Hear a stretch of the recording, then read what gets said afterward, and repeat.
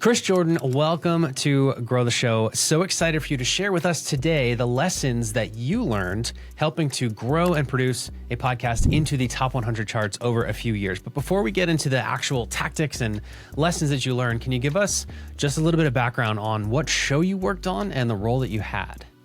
Yeah, so the most notable shows that I've worked on would be The School of Greatness, hosted by Lewis Howes, one of the top personal development thought leaders in the space. And then during my time working there, I also launched a secondary show called The Daily Motivation, which we also got to over 1 million downloads within a few months and was also a top 100 podcast. And so my role working there was to really take everything from the pre-production phase all the way to the distribution phase and support every part of the process along the way to make sure that we were growing that show, that we were optimizing it for all the different platforms that we were being on, and really just intentionally trying to deepen the relationship with such a large audience. Yeah. So a lot of us podcasters look up to shows like Lewis's and several of the other shows that are in the top 100 charts. And from the outside looking in, we try to break down what they're doing and what works and like how they do what they do. So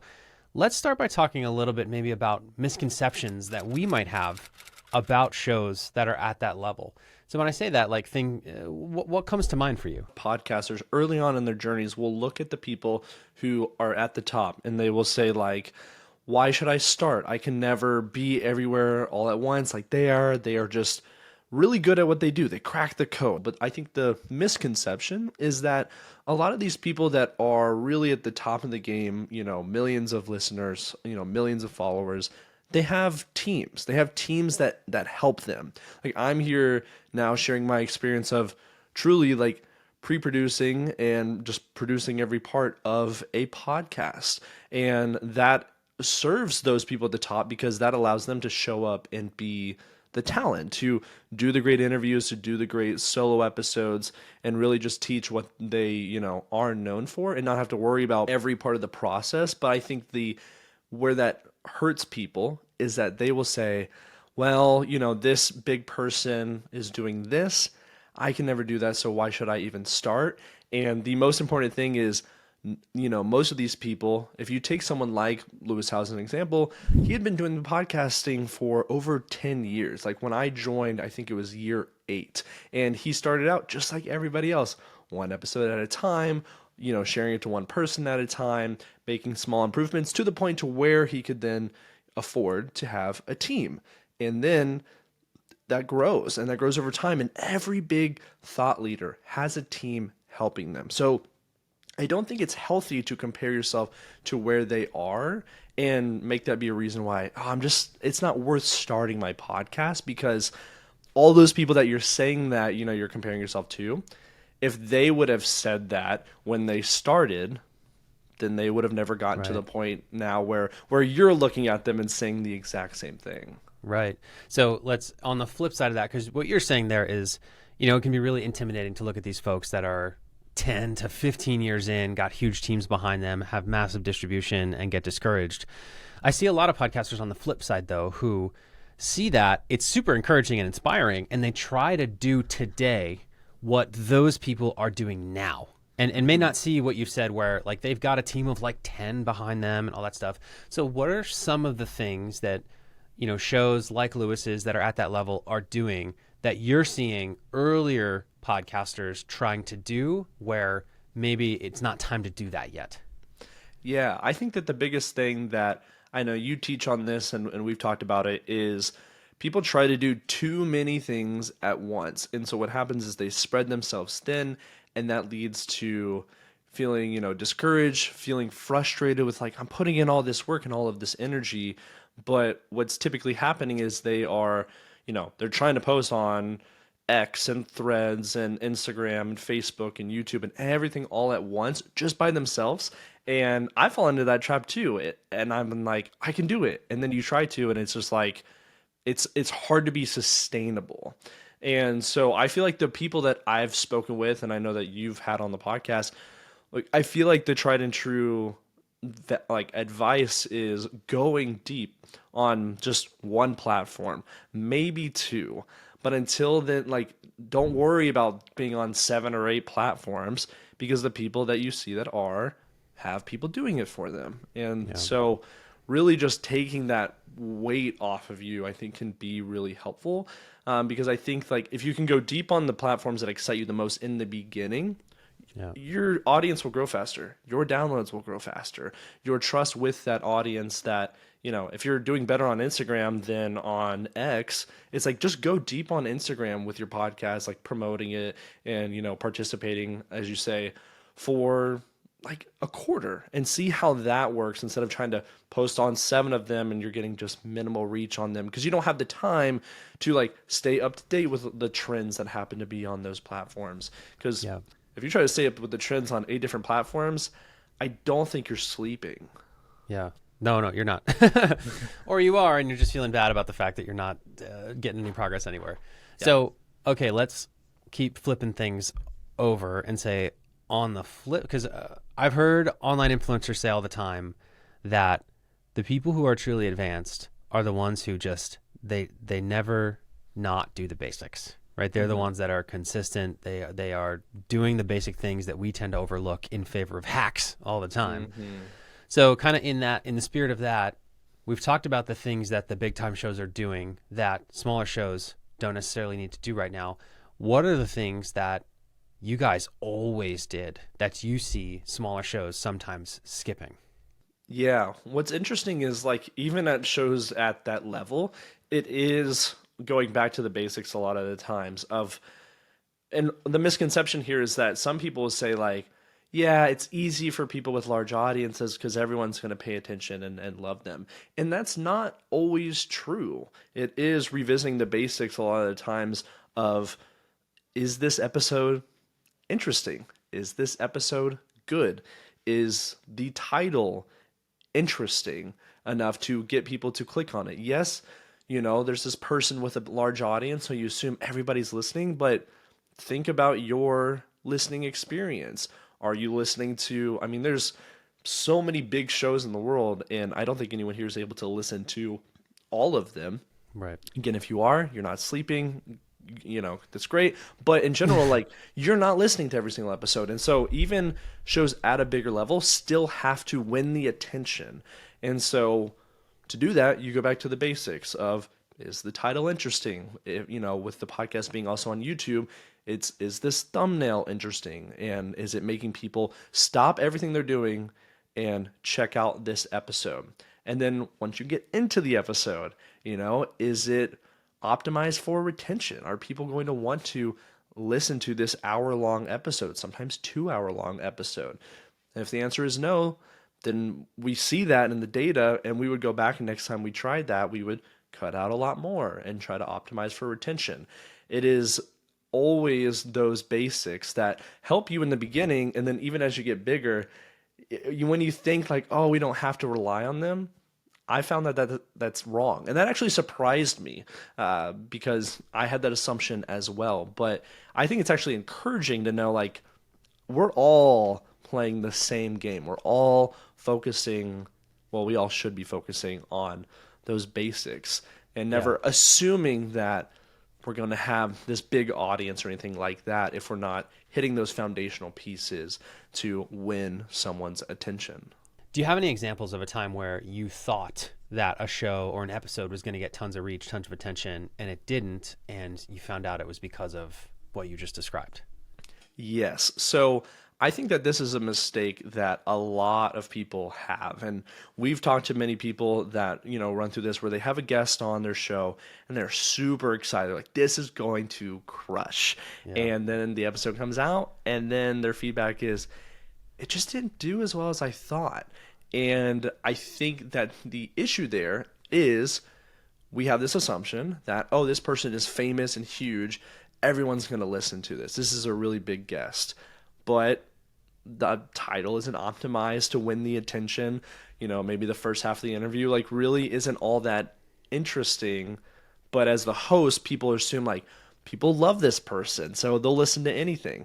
And that's not true. And even on shows at top levels, what surprised me the most was a lot of times celebrities actually were not the highest performing episodes. It was with, therapist or psychologist or, you know, doctors and all of these people who are giving, a little bit more like practical advice. However, I'm on an episode producing with, an A-list celebrity and I'm freaking out and super excited to put it out, but no one's really been used to them on podcast and the topics, weren't really relatable to as many people and it did do well. It was like one of our Yeah. lowest performing episodes. And I've seen that both on top shows and I've, heard feedback a lot from other podcasters as well. And so I think that just goes back to the basics. It's like Yeah. you got to win the attention, and big names are not always the solution for that. Yeah. It reminds me so much of my days doing the Philly Who podcast because it was definitely on a smaller scale where we were just talking about, people who were either Philly known or Philly not known. But I can remember, and this was my first 2 years as a podcaster, as a content creator, and I can remember feeling the exact same way where I would get a big name and I'd be like, oh, this is going to be it. This is going to be where the show takes off. It blows up.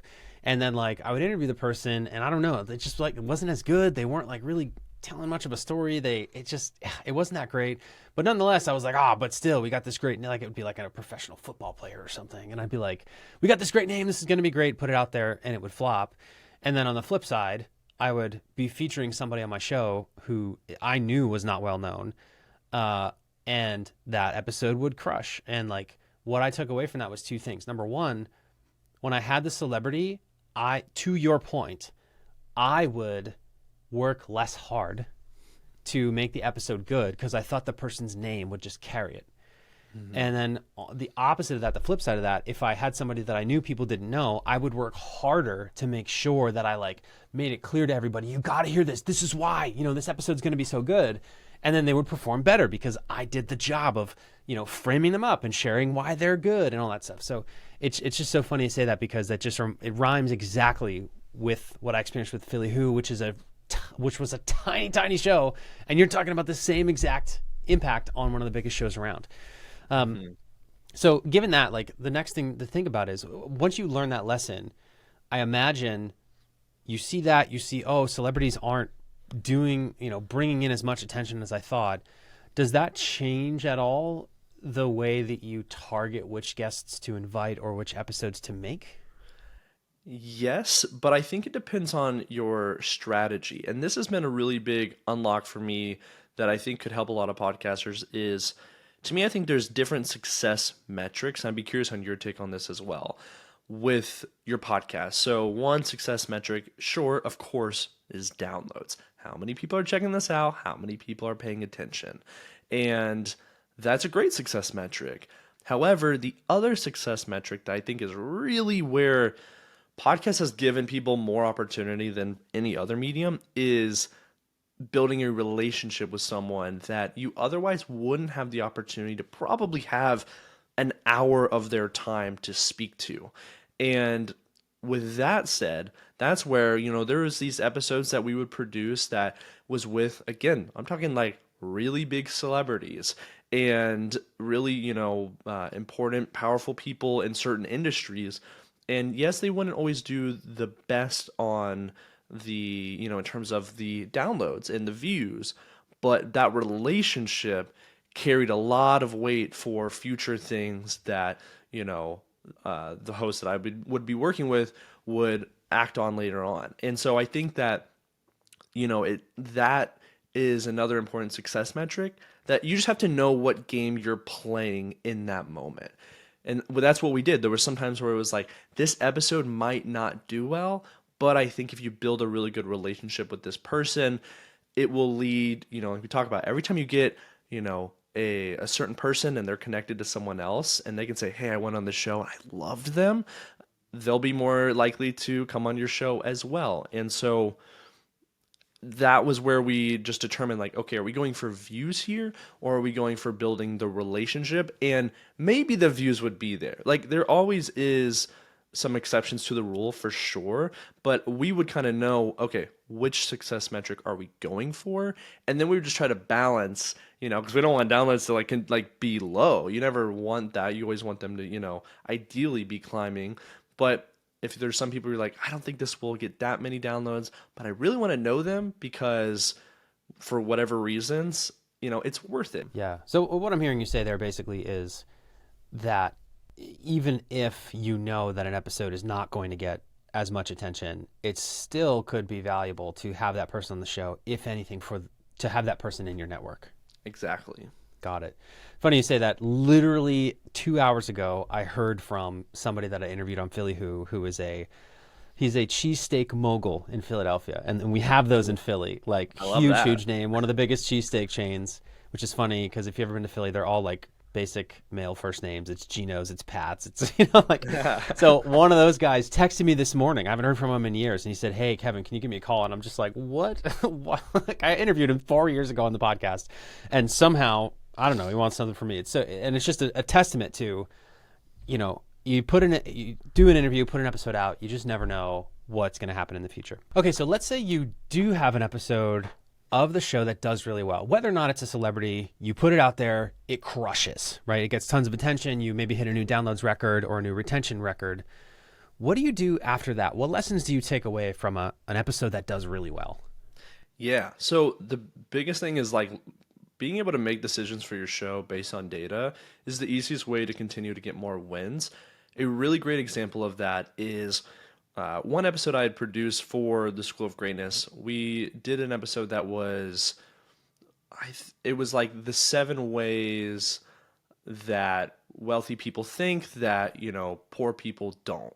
It was something around the lines of that. And that video was actually based on a video on another channel that was the 3 ways that rich people think that poor people don't. And it had done really, really well over there, and we realized we could definitely make an episode where and this was actually a mashup episode, where we took like all of these different money experts, and we put them into 7 different sections, and that video crushed. And we had seen the other one, the 3 ways, do really well. So again, we looked at that and we're like, okay, well, we could talk on that and give our own perspectives. We just borrow the idea, but it's all original content. And so that episode was the 7 ways. That did really well, over 1 million views. So what we thought to do next was, okay, people really love this topic. Let's give them more. And so we followed that up with the 10 ways. And then it was all different, like 10 different perspectives. Again, it wasn't like the same 7 and we added 3. We just happened to, go through and find 10 perspectives. That did well. So then we followed it up a couple months later. Well, yeah, you could get to 1,000.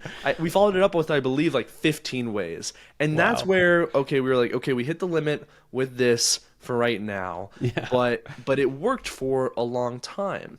And another example of that is, well, really the lesson here is you're looking for themes that work within the niche of your show that people are paying attention to.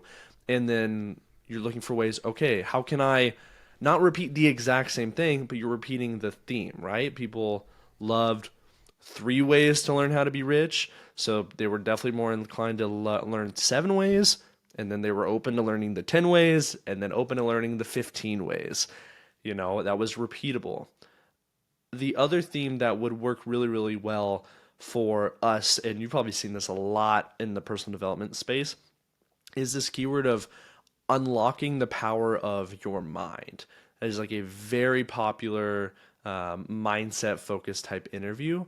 And so what I saw happen was, we would have a big guest on, like Joe Dispenza might be a name that a lot of people could be aware of. And, that title for him, pretty much any time it was posted, would get millions of views, right? Wow. So we would have him on. We would see that, someone like Joe Dispenza would have this episode somewhere on YouTube with the title of Unlock the Power of Your Mind. And we saw that and we said, okay, let's take that, have him on our show, and also talk about that. Our own perspective, unique questions, but that's the theme. And that did really, really well. From there, the data point that we looked at was like, okay, yes, in that moment, people really love Joe Dispenza. That is a big name, and that's a big theme. So that's a win-win right there. But we didn't want to, you can't have the same person on every single episode or Right. people will just get sick of it. So what we thought to do was like, okay, well, what are other people in the mindset realm that we could have on and talk about that theme? And we would test it with neuroscientists or therapists. And what happened is we realized that, yes, like that Joe Dispenza example is a really big win-win of big name and a proven theme, but people were actually more willing to check out these interviews with neuroscientists that hadn't really been popular yet because we used that unlock the power of your mind title and put it with them, and people were more willing to click on it. And so then we were actually able to, again, we didn't repeat the same interviews, but we just had different people give their perspectives on this proven theme, and we were able to get some episodes with people that hadn't been popular before get hundreds of thousands of views because we looked at the data and said people love this this Yeah. theme of unlock the power of your mind, so let's add bring this neuroscientist on, talk about that. That's the title. Hundreds of thousands of views. Yeah. So you use the same title for each one of those episodes? Yeah. And Whoa. people don't mind. And again, they're not They're back to probably gonna back. realize. Yeah. Yeah, they're not back to back. They are, I would say space them out at least a month apart, if not maybe just every quarter. Maybe you're hitting that theme. Because obviously there comes a point where you would run, it runs its course. But then we would just go and look for like the next proven theme that's doing really, really well and say like, okay, like, can we create our own version of this and, make that decision based on the data versus like, I have this great episode, I think people will really love it, and there's just kind of like no data to look at to prove that. You're kind of throwing the dart and hoping that you hit, the Yeah. bullseye, which is possible, but it's definitely a lot harder to do. Yeah. Does that make sense? That's 100%. And it brings up a mentor of mine recently reminded me data, not drama. Data, not drama, wherever possible. Whenever we make decisions based off drama, they're usually the wrong decisions. I love that. Now, you've mentioned two data sources here. Data source number one is your own episodes that have done well. How can we put a spin on it and do that again? The other one, I think, just to call out, is you were looking at other like competitor or similar channels to Yep. see what episodes of those podcasts did well. Is that right? That's right. Yeah. Okay. And the data point there, to make this really concrete, is on YouTube, because on podcasts you cannot see people's download numbers, but on Yeah. YouTube everything is public. And so most of the time when I'm talking about podcasts, I am just already assuming we're talking about both like it's on audio and there's a video version that goes on YouTube, Yeah. because I wish you could see people's download numbers on podcasts, but maybe one day we'll get there. Yeah, But yeah. And it's just look, not if public. you're hearing our voice right now and you don't have your show on YouTube yet, we'll talk a little bit about Chris very much believes that you should consider it, but you can still use this, right? So you can still look at YouTube and look at what podcast episodes of other shows, especially the big ones, because most of the big ones are on YouTube, are doing well, and still use that information to decide what kind of content you make. And what I love about this distinction you've made, I know even for myself, it's almost like when I have to decide what my future episodes are, every time I'm still doing a blank slate. It's just like, all right, well, what are we going to do this time? But if you just keep in mind, I think the third data point that I would add to that is just your audience and your clients and customers. If you're a business owner, what questions are they asking you? Like, what types of problems are you helping them solve? And I think with those 3 points, let me know if you agree, you'll never run out of ideas for episodes to make that'll get reach. Never. Yeah. Cool. So let's actually just go after the elephant in the room, which is YouTube, right? So many podcasters feel the pressure to be on YouTube. Some are excited to do it. Some are not, though. So I often on this show say you don't have to do YouTube. It's not a requirement. It's not something you have to do. Get good at your audio show first. But I know through working with you, getting to know you, that you are a very strong proponent of going for YouTube. So I want to give you the floor for a minute. Convince me that I should make my show a YouTube podcast. Yeah. So I think YouTube is the number one opportunity for podcasters. However, before I say that, you just said it, and I want to say that I agree with it. That for some people, if making videos and being on camera is really overwhelming, start with your audio show, get comfortable, because being comfortable talking to a microphone is a first step. Like, everyone's in a different situation, but honestly, as an example, like for my podcast, I even started it as an audio show because I just needed, even though I've produced, episodes that get like that have had millions of views, for my own sake of everything, I was like, I'm just going to start with audio and then I will add a video component later on. And that's fine. However, there has to be a certain point where if you really want your show to grow, you are looking at YouTube. Now, the reason why, and I've been kind of just like obsessing about this with you, is that the discoverability on podcast platforms is really, really tough to crack. That's why, we talk about the best ways to do that is, trying to drive people from social media or, guesting on other people's shows so that then they learn about you and check out your podcast. It's hard. And hopefully one day Apple and Spotify and all these people will make our lives easier, but that's just not the case right now. Where YouTube stands out is that YouTube's algorithm works in a way where every time you go on the homepage of YouTube, you are served, I think you immediately see at least like 12 videos. So like 3 rows of videos, and it's not from people that you're already following most of the time. It is stuff that maybe is similar to things you've watched, and they're trying to say, okay, hey, do you like this video as well? Or they're testing from brand new channels like, hey, this person made a video, you're in the testing pool of like the 200 people or whatever to see if people are interested in it. And why I think that is the biggest opportunity is it allows channels with no reach or anything to be put in front of audiences that did not know that they existed, and Yeah. they could learn by just going on their homepage. And if, like we mentioned earlier, you win the attention of the viewer through a really popular, like really intriguing title, not clickbaity, but one that just is like, dang, that's really interesting. I want to learn the answer to this, and a thumbnail that also is eye catching and makes you want to click through, then you can grow your show a lot faster than on audio, because it's really hard for someone to randomly be searching on podcast platforms and find your show. Yeah. Obviously, it does happen, but on YouTube, that's literally just like kind of how that platform works. Yeah. Yeah. And I think of the three, because we talk here at Grow the Show, we talk about the big three ways to get new podcast listeners in 2024, which is getting organic reach on social media, number one. Number two, guessing on other shows. Number three, YouTube.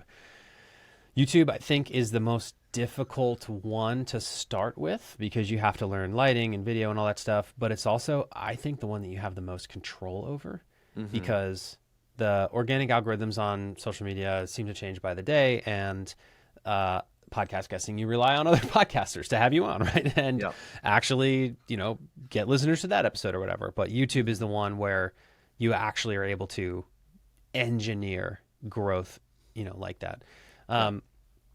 So I suppose like we don't have to make this a full on YouTube masterclass because you've already done one of those in the Grow the Show Academy. But if you had one piece of advice for a podcaster who's looking to convert their show to YouTube, what would that be?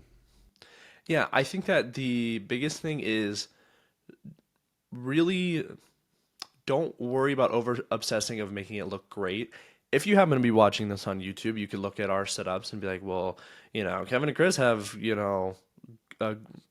good cameras and lighting and all this stuff, and it's great. That's not necessary in the beginning, so don't worry about that because that can cost, like, I think between us, like both of our setups are, 1,000 plus. Yours probably way more than mine, like It was a thousands lot. of dollars of gear. And so don't worry about that. I just think that the quickest you can get on YouTube will just allow you to get started. You're gonna be bad in the beginning. That's okay.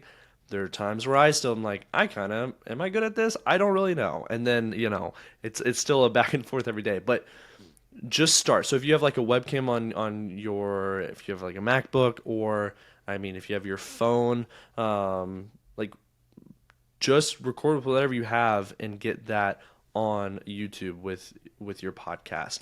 And in terms of like editing, right? That's a big issue for a lot of people. They're like, well, I don't have like the ability to do fancy edits or anything like that.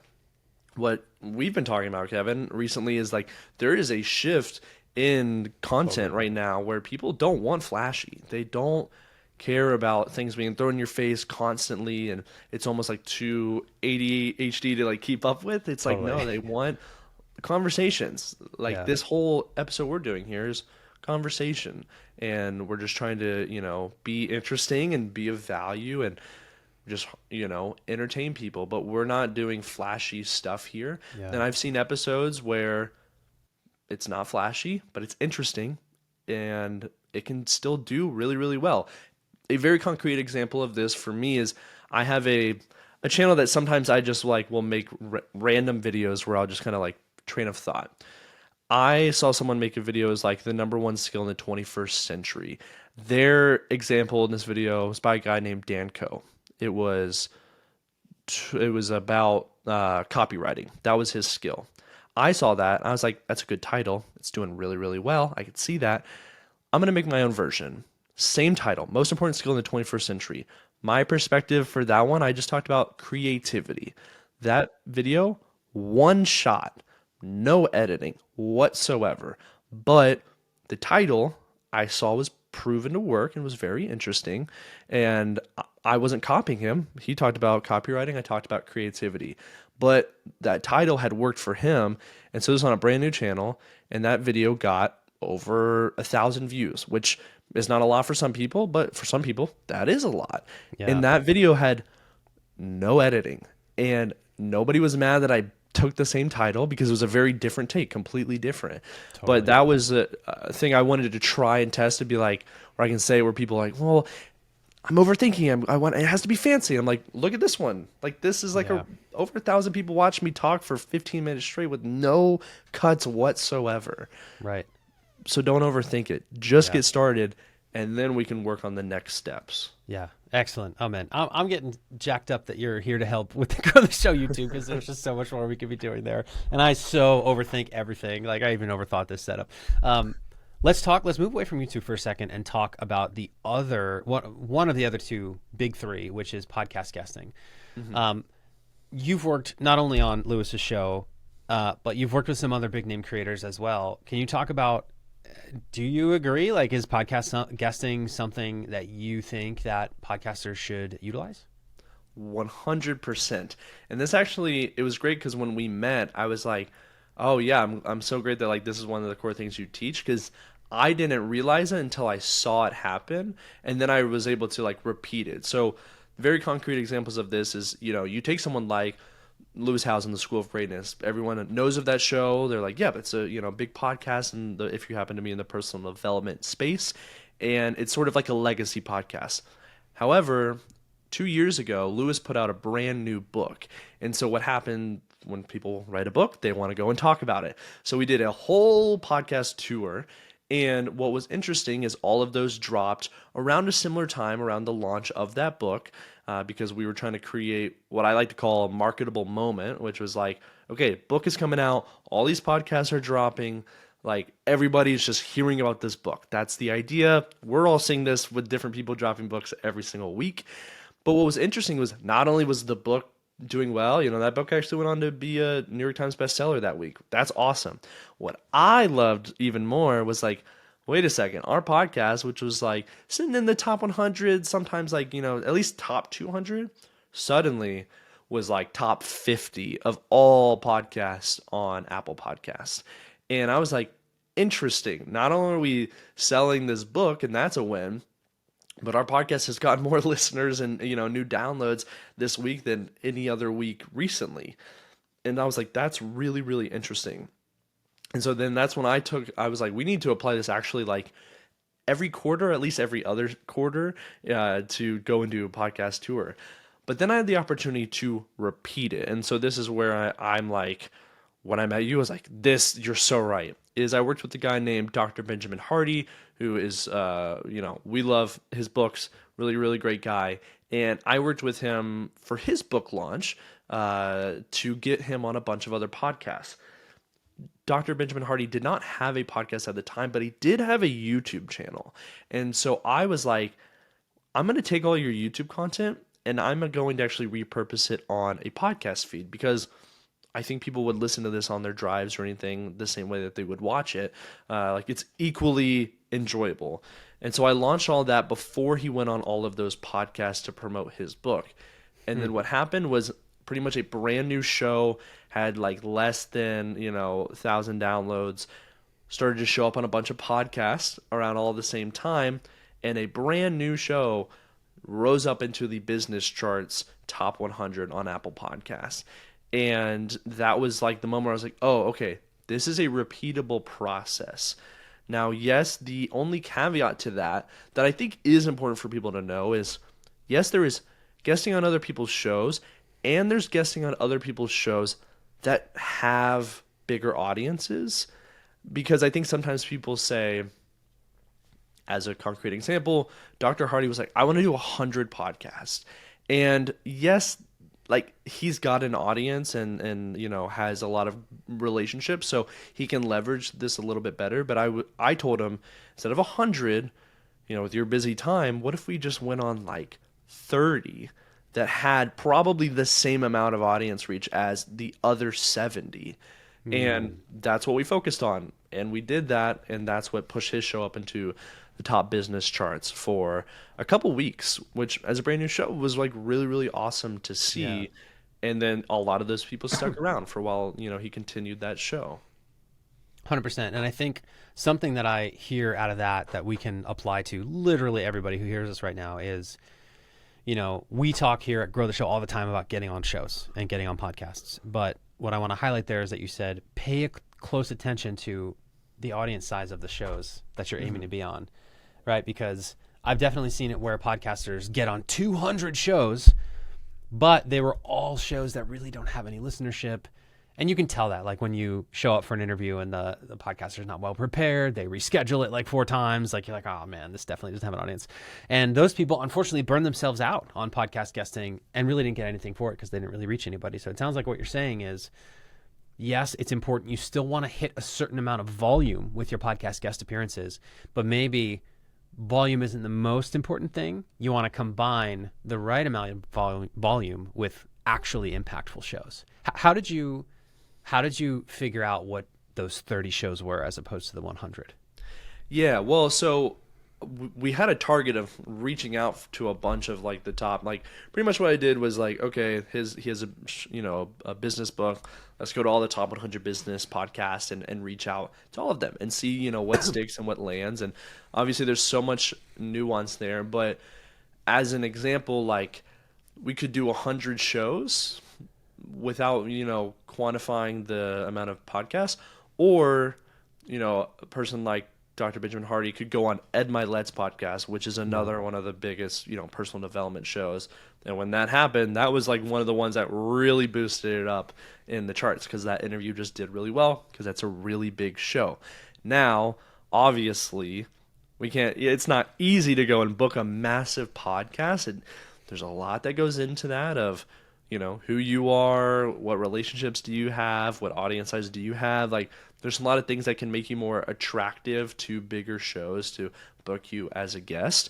But I think it's just definitely worth, if you find yourself like, I'm doing all this guesting and I'm not seeing the results, and you're like getting burnt out on it or think it doesn't work. It's really just a matter of, and no offense to any of those other shows, like you said though, if they're like ill prepared and all that stuff, Yeah. then that's on them. There are still some shows that are like, they're not big, but they're doing a lot of the right things, and one day they will be. And so that's different there. Yeah. So no offense to any of them, but there just are shows that you're like, okay, Right. yeah, they have a big audience. Like, if I can get on this one, this would move the needle a lot faster. That's the and key. so that's the key. 100%. And I'll double click on that, because I truly discovered the power of podcast guesting with Grow the Show. I mean, I really hadn't done it much with my Philly show, but I went on a few, and my point is, you don't have to go after Ed Milet, right? Ed Milet's show, very big, probably tough, probably going to take 5 to 10 years to get on that show. But from a relative sense, in your niche, or kind of at the level that you're currently at, there probably is a show that is a little bit of a reach for you, but still has a significant following. For me, that was the School of Podcasting with Dave Jackson. So I had been on a couple shows, but it wasn't until I was on Dave's show. And I was surprised that he invited me on because I was only like a year or two into being a podcast expert, quote unquote. And Dave's been podcasting for 20 years, right? His School of Podcasting been around forever. He invited me on his show. I could not believe it. Did that appearance, the episode dropped, and Grow the Show's audience doubled with that one episode. So it's the same exact thing, just on a more relative scale. So, if you're hearing our voice right now, just look, what is a show that's in your niche that's maybe 2 to 4 times your show, or just, it may not be Ed Milet's size, but it's a little bit of a stretch for you. Reach out, start the relationship, say hey, see if you can get on that show, because a lot of times it's 1 or 2 key appearances that can make a big difference, right? Yeah, absolutely. So I'm just curious, I don't know if this question is going to lead anywhere, but I'm curious if there were any mistakes that you learned from, in trying to make or grow School of Greatness. Were there any moves that you made where you learned a lesson that might be valuable for an earlier podcaster to know?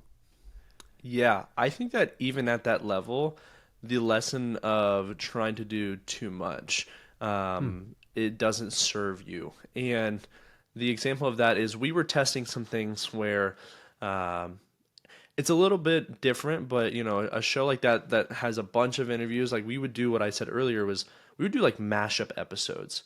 And there was a point where we were like, we have so much content, let's put out a video on YouTube. So that podcast feed was 3 times a week, but we're like, on YouTube, what if we posted every single day?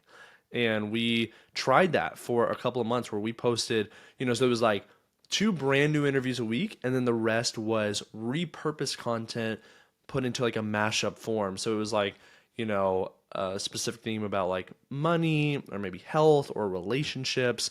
The show was very broad, so we had a lot to work with. But what we realized was there just isn't enough time in the day for fans to really watch all of that. I mean, we're talking that would be almost 20 hours of content a week. Totally. And we just thought if you do more, that that's the key. And it was just a lesson where we realized, okay, it's actually not we're not doing as well as we thought, and we're actually seeing kind of a dip in some of the stuff that we thought would do well. And so then it was okay, let's dial it back. Let's go back to the foundations and the basics, and let's go back to 3 to 4 posts a week versus every single day putting out a hour to 2 hour, if not longer, piece of content on the YouTube channel. And so I think that there definitely is just that balance of thinking, oh, more is the answer. But I think oftentimes, especially with, people now, they just want quality content, and they will value that if you give them 3 really good things a week over 7 things that you're thinking are good. We didn't try to cut corners with it, but it was just a lot. It was way too much for people to consume. And so that was a really interesting lesson where we're okay, actually let's dial it back. And then things started to return back to the normal thing where we were happy with the numbers and the growth of everything. And it also took less resources to put out 3 versus 7. So it was kind of interesting. That was definitely a really big lesson and kind of mistake that we made. I'm trying to think if there are any others. Well, I'll emphasize there, I hear a lot of solopreneur podcasters who tell me that they plan on going from once a week to twice a week publishing episodes. And for some of them, it is the right move. They've got the time, it makes sense. But I have heard others where I'm I don't really know if publishing twice as much is the best move right now. And a lot of people don't know the Grow the Show podcast, for the first 2 years that this thing existed, it was every other week, right? Because that's at that point when I was building the business for the first time, all that we could handle well. So it's just, once again, it's relative, right? Mm-hmm. Yeah. You guys tried to go daily and had to dial it back to something more manageable, which was 3 a week, which I know that there's people 3 a week, manageable? What? Right? But you remember, that was a whole team, right? With tons of momentum. Yep. Mm-hmm. But I think that the lesson burns true. And for me, I'm damn it. The whole not spreading yourself too thin. I'm almost disappointed to hear that that's something you have to be good at the whole way, because I feel like Yep. there was this dream that eventually you'll just have a team and you don't have to worry about that. But no, Uh-huh. it's something that you have to learn. You have to learn how to prioritize, how to learn how to not spread yourself too thin. That's awesome. All right, so I think I just want to bring it home with we kind of started this way, but we talk a lot with podcasters who are just starting or even haven't started yet. And so you've been here with us at Grow the Show and in the Grow the Show Academy for a while now. You get a lot of questions. So if you could, port one message to every podcaster who's early on in their journey that they could receive, that they could ponder and take action on, what do you think that might be? That's a great question. The thing that's come up for me in the last couple of months that is my favorite thought experiment for podcasters that I think will allow them to improve at the craft that we are all pursuing here 10 times faster is this filter of take your show, whatever niche that you're in, and look at the top person that's in your space that's crushing it, that you aspire one day to like get to that level. What I would do is take one of their episodes that you really really love.